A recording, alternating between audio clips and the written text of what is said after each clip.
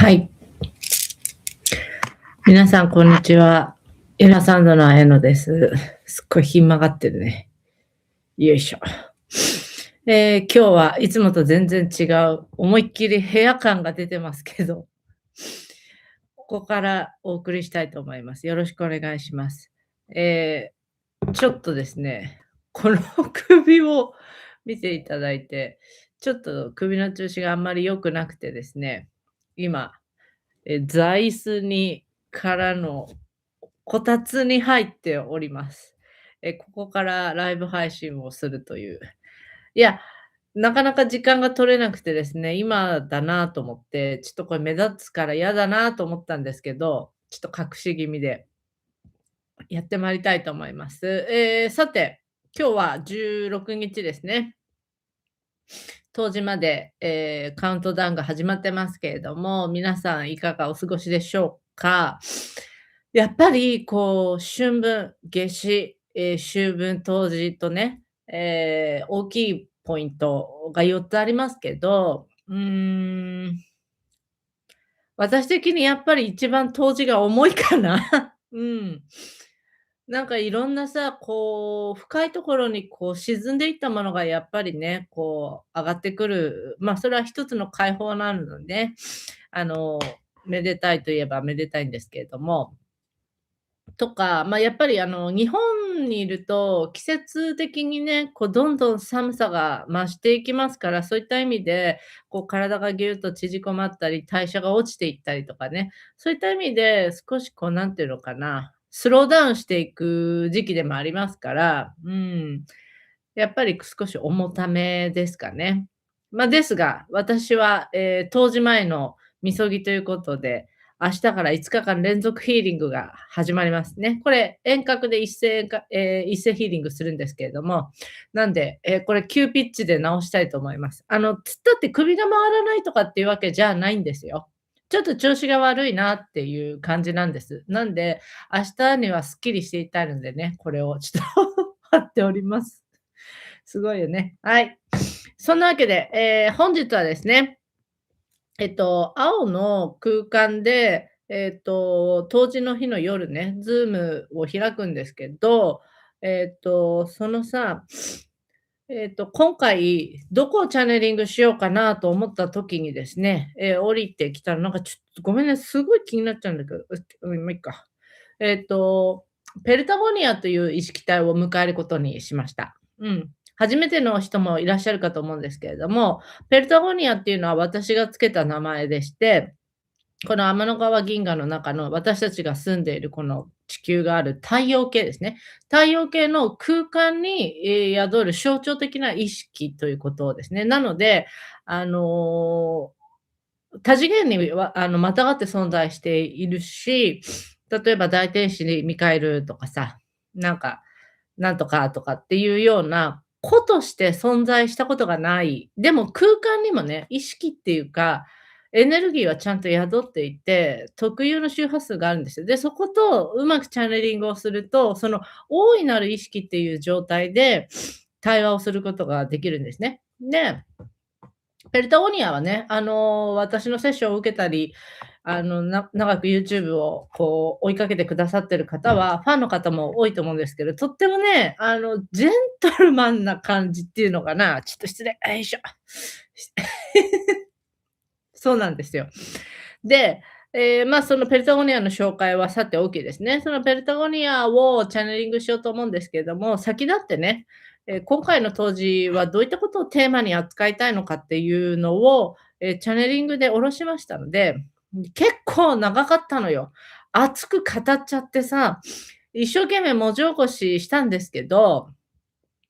まあ、話し言葉を書き言葉に変えたり変えてなかったりするので、ちょっとね、理解しにくい、しづらいところもあるかもしれないんですけど、皆さんとシェアしますので、ぜひ、メッセージを受け取っていただきたいなと思います。では、書き起こしたのを今から読んでいくので、で、そこに私の注釈とか解釈とか少しずつね、挟んでね、お話を、すいません、4日かかって話してるからさ、よいしょ、行きたいと思いますね。はい。まず、今年の冬至ですね。青の空間でのテーマについて。はい。ペルタゴニアのメッセージです。善なるものの一部としての自分を認めつつ、個としてのあり方を確立すると。善なるものの一部としての自分、これは切り離されたね、存在ではないという、ワンネスっていう概念だよね。だけれども、そのつながりの中の一部として、銀河に存在しているっていう一番大きな視点がありながらも、しかしながら、あなた方は意識は個人に今宿っており、そのような形態、要は、一個人っていうね、肉体を持って出現しているため、一種の矛盾を前提に振る舞い、表現、あり方、どうあるべきなのかということですっていうのね。まずここまでなんだけど、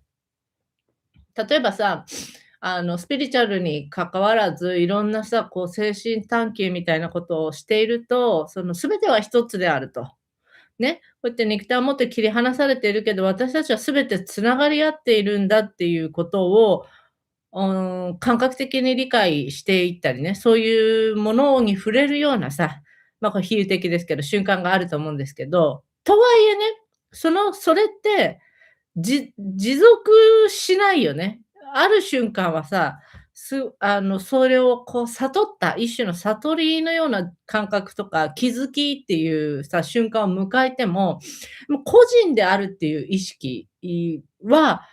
消えたりしない。そっちの方が長く長く継続していくじゃない。だからこの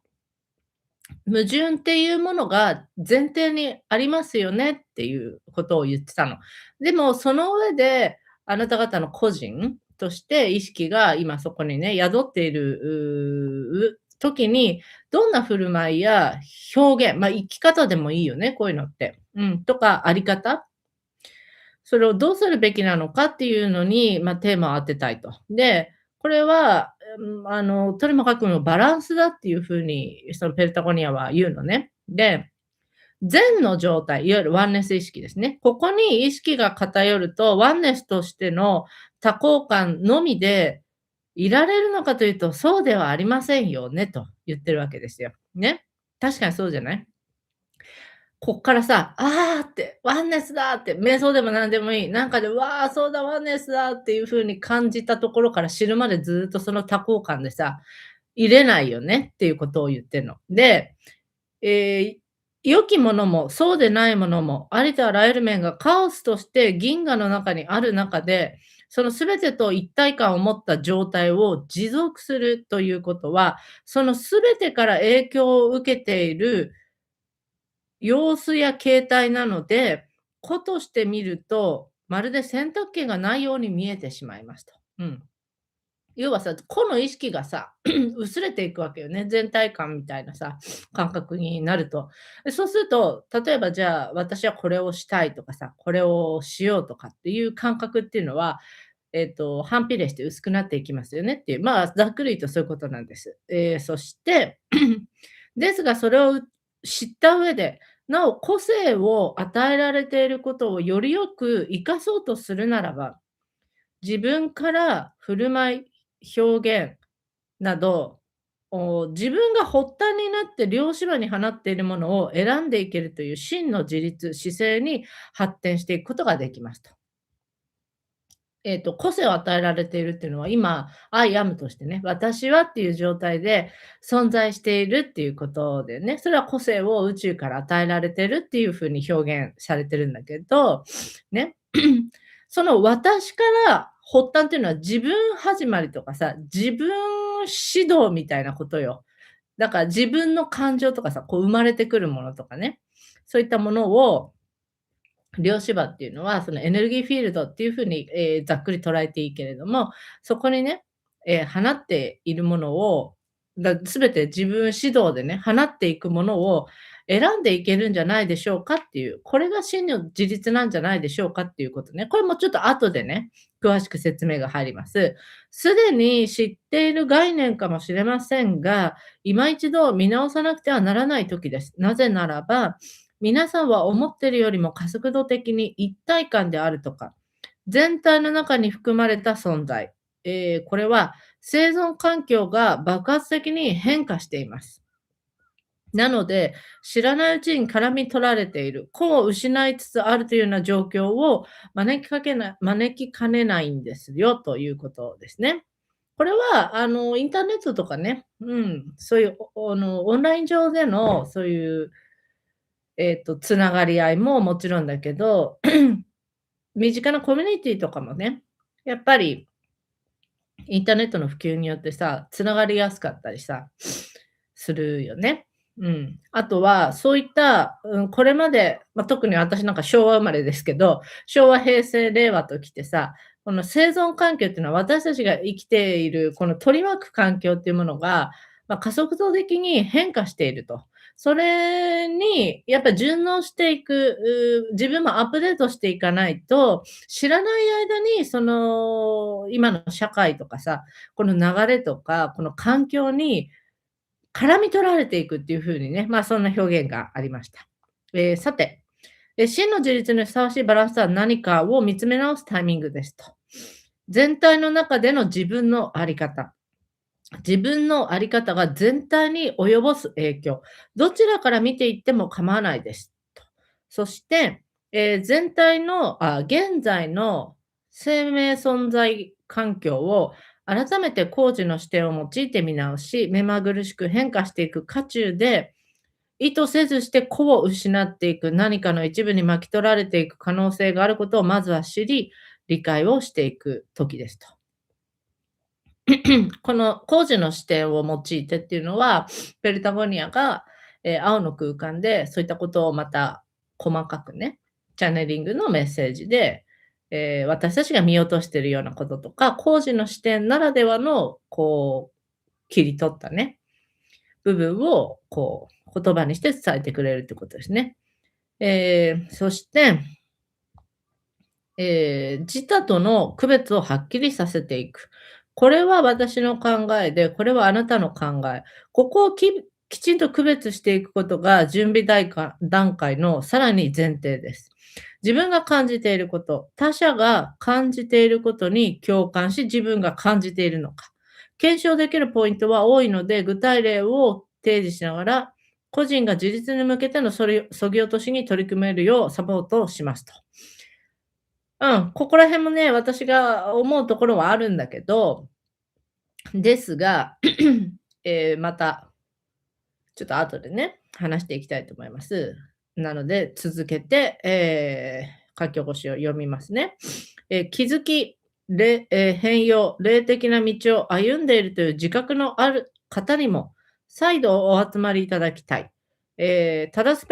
正すべくことがありますよというわけではなく、もう一度改めて見直す時ですし、成長した今だからこそ、このコンタクトの場に集まり、チューニングをしっかりとし直すのも必要なことですと。えーこのチューニングっていうのは、誰かと合わせるということじゃなくて、自分自身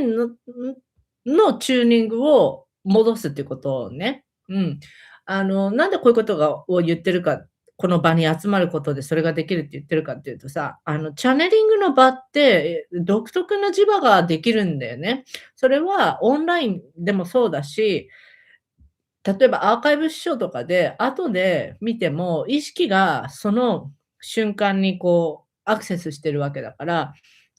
クローズの場ではありますけれども、そこに、自分自身がピントが合うことで、やっぱりその普段のね、日常ではなかなかないようなその磁場が形成されると、そこでやっぱりエネルギーって活発的になるんですね。動きがいいというか、それで、やっぱり不要なものがね、落ちていくっていうことだと思いますね。私なんかもそうだけど、チャネリングするとやっぱり、もちろん負担もあるんだけど、やっぱりエネルギーはかなりすっきりしますね。はい、続けます。不特定多数の大規模な割合を占める人数が大きなテーマをもたらされたとき、あなたはどういう反応ができるのでしょうか。半ば強制的に起こしてしまう反応はあるのでしょうか。あなたが自立することで周りとの不調和に対して悩みや葛藤をもう一度検証することができるんじゃないでしょうか。えーちょっと私の書き起こしの誤字脱字があったので、ちょっと変な読み方になっちゃいました。ごめんなさい。続けます。すでに学んだ、過去にもう気づいたと思うことで、停止をしている人が多く見受けられます。ペルタゴニア先生、ちょっと厳しめです。はい。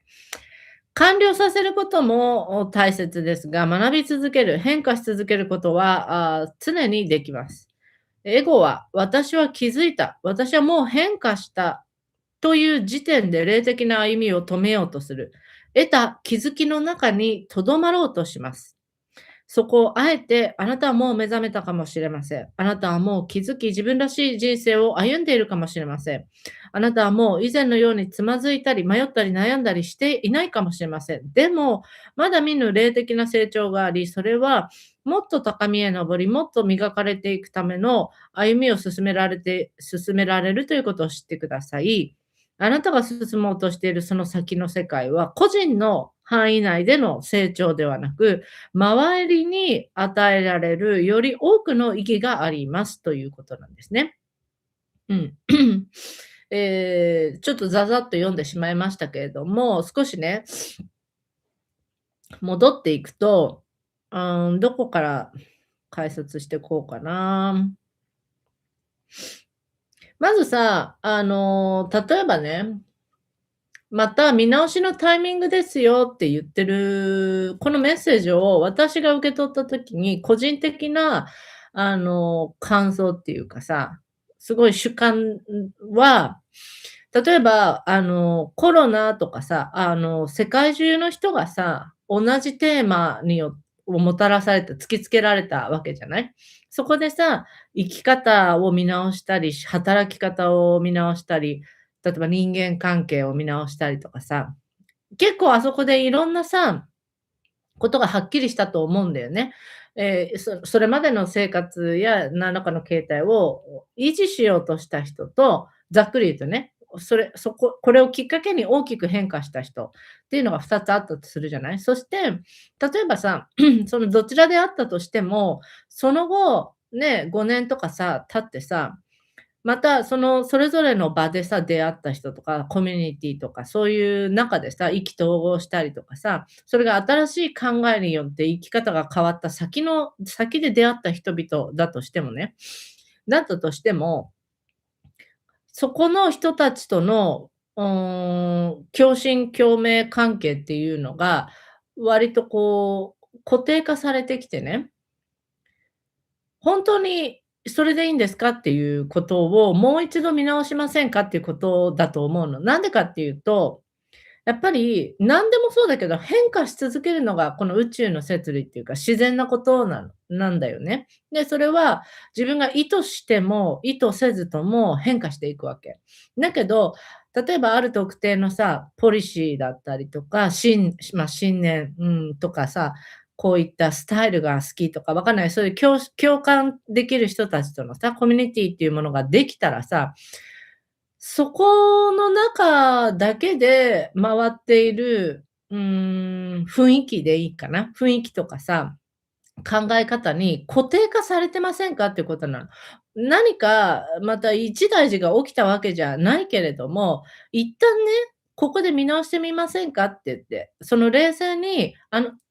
この部分は、すごく共感できて、すごくいい仲間だけれども、自分はまた違う視点を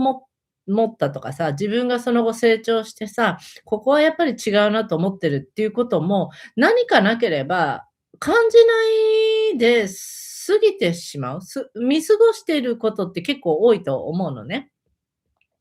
なんで、そこをね、少しペルタゴニアは指摘していたんだと思うの。で、その他にもさ、自分が本当に感じていることなのか、相手が感じていることに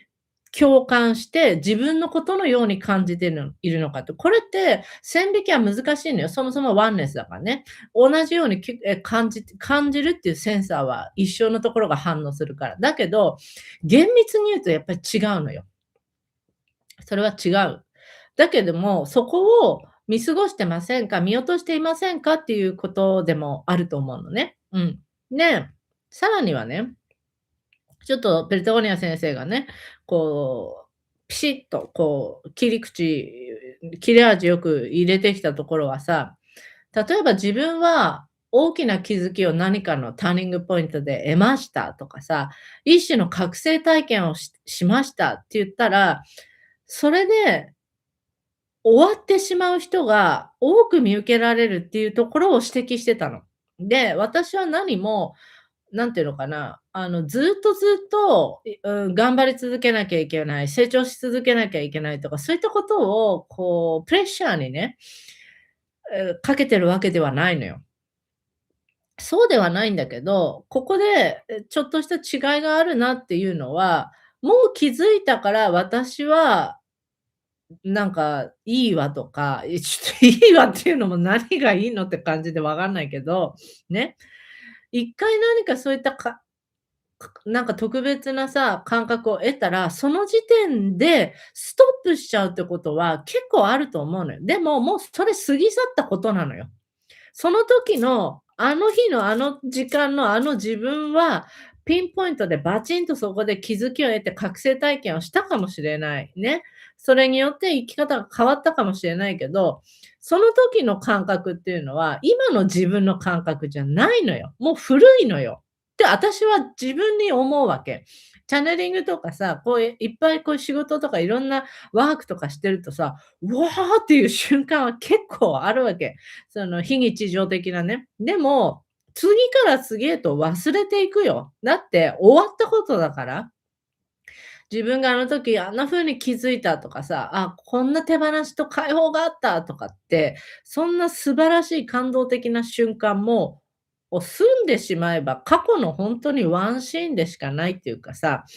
もう今の自分は全然もっと先を見れるわけじゃない。でも、ずっとそこに停止してるってことは、ずっとその過去にさ、アンカリングっていうか、なんかこう引っかかってるような感じがするのは、別にディスってるわけでもなんでもないんだけど、結構多いのよ、そういう人が。うん。で、こういうスピリチュアル界隈でね、仕事してると、ああ、そうですよねっていう人、結構見るわけ。で、それはそれでその人にとってスペシャルな出来事だったかもしれないけど、それで私は全てを悟ったっていうのは、めちゃめちゃ傲慢なわけよ。いくらでも、ペルタゴニアも言ってたんだけど、自分が気づいたって思ったことから、まださらに気づいたり、もうすでにこれは学びきったって思ったことでも、やっぱり自分はどんどん成長して進化していれば、そこからいくらでもまだ学べるんだっていうね。それは結構こう魂っていうのは、私たちが思ってるよりも結構がっついてんのよ。貪欲とも言えるのね。人間って、これぐらいやったら満足できるなとかさ、もちろんすごく貪欲な人もいるけどさ、そうだけど、魂っていうのはもう青空天井っていうか、青空宇宙みたいな感じで、ずっと行けるとこまで行こうとするわけ。ね、それは経験でもそうだし、成長でもそうだし、全てに貪欲なんだよね。だけど、エゴっていうのは、それと反対方向のベクトルに引っ張ることがあると。ね。で、これが、私はもう気づいたとかね、私はもう変化して新しいコミュニティに入った、人生もう変わったからっていう時点で、もう大丈夫とかさ、もうこれでいいんだっていう風にフィックス、決めちゃって固めようとする。これはもう変化したくないっていうエゴの声が投影されてるっていう、このからくりをね、ちょっと知ると、はってする人も結構いるんじゃないかなと思うんですよ。で、わかんない。私のその青の空間も、なんか、出たことあって、いろんなチャネリングメッセージとか、こう、いっつもね、要は宇宙の真理を伝えてるわけだから、言葉を変え、手を変え、品を変え、言ってることは一緒なのよ。一緒。確かに一緒なんだけど、おんなじことを言われても、私は毎回違う気づきがあるし、で、実は別にもうおんなじことは言ってないんだけど、うん。やっぱりその、自分が常にフレッシュでいるっていうことは、どれだけこう価値があるかっていうのを私はすごく身に染みているのね。うん、だから、ぜひ、これまで私のセッションを体験したことある方、ない方、自分は何か覚醒体験をしたとか、なんかそういう気づきをもう得たと思ってる人も、一旦ここでね、見直して、さらにね、弾みをつけてさ、魂のその欲するままにね、成長していったら、どんなにこう新しい世界がね、広がるかなっていう風に、まあ、私は思ったわけですよ。うん。しかも、例えばこれまでのステージは、気づきとか成長っていうのは、自分の中で、もちろんそれは他者や環境にめちゃめちゃ影響をね、自然と与えるけど、でも、すごく内的な探求だったとして、でもこの次の世界線っていうのは、他者に与える影響がもっと増える。でもそこには大きな意義がありますよっていう風に言ってたのね。で、自分が知ったから満足、自分が経験したからそれでいいやじゃなくて、もしかしたら誰かに伝えていく人になるかもしれないし、もしかしたらまた新しい挑戦をすることで世界が広がっていくかもしれないし、どんな風にね、それぞれが発展するかわかんないけど、まだね、それで終わりじゃないんだよって、いくらでも世界って広がっていくんだよ、成長できるんだよっていうことをね、言っているんじゃないかなというふうに私は思いました。なので、このチャネリングメッセージ、結構こうスクロールいっぱいしてさ、書き起こし、皆さんとシェアしましたけど、とにかく要点を、振り返ると、全体としてのね、自分、ワンネスとしての自分の存在、この一番大きな視点っていうのは、ありつつも、でも、個人として今出現しているっていうこの矛盾をね、あるっていう風なした前提で、真の自立、あり方の確立をもう一度見直しましょうよっていうことが一つね。あとは、あれだよね、なんだっけ、えっと、全体の中での自分のあり方、自分のあり方が全体に及ぼす影響、これを少し見直していくといいんじゃないですかっていうこともあったし、あとはね、コミュニティとか、その今いる生活環境みたいなものね、これは自分が認知している、分かっていること、分かっていないこと、要は自分が分かっていると思っている外側にあるものも自分を取り巻く環境だから、それはものすごく加速度的に変化してるから、そこにちゃんと順応して、なおかつ自分の存在っていうものを確立させていきましょうよみたいなことでしたね。なんで、おそらくペルタゴニアはどういった感じでチャネリングメッセージをしてくるかっていうのは当日までね、もちろんわからないですし、出席される方、参加される方によってもだいぶ変わってくるとは思うんですけれども、やっぱり答辞をね、経て、一つ扉をね、また開くんじゃないかなっていうふうに思っています。で、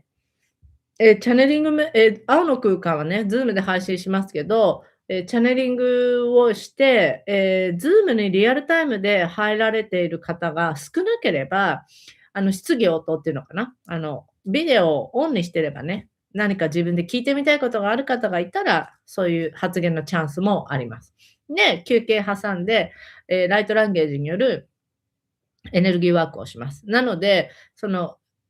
メッセージを受け取って、なおかつエネルギーワークをして、すでにその側っていうかさ、セッティングをね、ちゃんと、アップデートして、そして宿題がね、多分いっぱいあると思うの。こういうところはどうですかとか、ここは見直してみませんかとかさ、あなたはこれをどう感じますかとか、なんかそういう投げかけられるような言葉っていうのはいっぱいあると思うんで、それを各自この青の空間がね、終わって、冬至を過ぎた後、少しね、自分と向き合う時間っていうのを取ったらいいんじゃないかなっていうふうに思います。冬至は、22日ですね。平日の夜なんですけれども、リアルタイムで、参加できない方のためには、アーカイブ視聴もね、受け付けております。ノーカット動画をお送りしますので、1ヶ月ぐらいね、公開しますから何度も繰り返し、その動画を見てね、落とし込んでいただいたり、これもそうだと思うの。私もそう、今自分のことを思い出したんだけど、例えばチャネリングしてる動画を後で振り返ってみるとするじゃない。で、そのチャネリングをしていた時に、そうかとかさ、なんだらって、かんだらって気づいたことあるじゃない。で、見返すとさ、また見返した時に気づけることってあるじゃん。だから、要はそれが1日だろうが3日だろうが、もう自分は違うわけ。違う視点で、違うエネルギー状態、違う意識状態でアクセスするから、得られる情報っていうのが違うんだよね。そういったことが、成り立つと思うんだよね。なんで、ぜひぜひ、このね、機会を、チャネリングを公開しているのは、今は、有料のセッションだと青の空間だけなのかな。だからとっても貴重な機会ですから、ぜひご参加していただけたらね、嬉しいなというふうに思っております。ウェブサイトでね、受け付けていますので、ぜひご参加ください。お久しぶりの方々は、リアルタイムでね、顔を見せてくれたらめっちゃ嬉しいです。はい。お互いの近況とかね、シェアしたり、そんな時間も持てたらいいなというふうに思います。こんな時間だけど、ちょこちょこリアルタイムで入ってらっしゃる方がいらっしゃいますね。こんにちは、綾乃です。今日はこたつから配信してるよ。見てくださってどうもありがとうございます。では、そろそろおしまいにしていきたいんですけれども、昨日か、私たちの活動の支えであるチャリティーサークルからクリスマスのギフトセットがですね、販売されました。もう売れてしまったものもありますけれども、まだ、はい、ウェブサイトに掲載されています。見せようと思ったんだけどな、私が愛用している、ヒマラヤ杉のインセンス、お香、あれもね、出てるんだけど、ちょっともう今ね、手元にないんでね、あれ見せようと思ったんだけど、残念でした。すっごいいい香りがして、政治とか好きな人は、いいと思う。すごくね、リラクゼーションっていうか、リフレッシュもするし、あれをね、ぜひね、あれあんま日本じゃメジャーじゃないんだよね。リンクをね、載せておきますから、ウェブサイト見てみて、これね、ねじねじなってるやつなの。私はねじねじって呼んでるんですけど、ちょっと見てみて、ぜひぜひ。はい。あとはね、ブラックシーラバソルト、ハワイのさ、黒いお塩とか、いろんなヒーリンググッズとかね、ピアスとかさ、ギフトセットになってますんで、1年頑張った自分のご褒美とか、あとはね、こういうスピリチュアルなさ、お話とかそういう学びを一緒にしているようなソウルメイトに送ってあげるとかね、何か、役立っていただけたら嬉しいなと思います。では、皆様、私は明日から5日間連続の、集中ヒーリングに入りますので、ちょっと配信はできるかな、できないと思うよっていう感じですね。で、そのままそれが終わって次の日は冬至ですので、もしかしたら良い冬至をっていう感じのバイバイかもしれませんけれども、はい、そんな感じですので、皆さんぜひ、青の空間ご参加ください。お会いできるのを楽しみにしております。では、最後まで見てくださってありがとうございます。バイバーイ。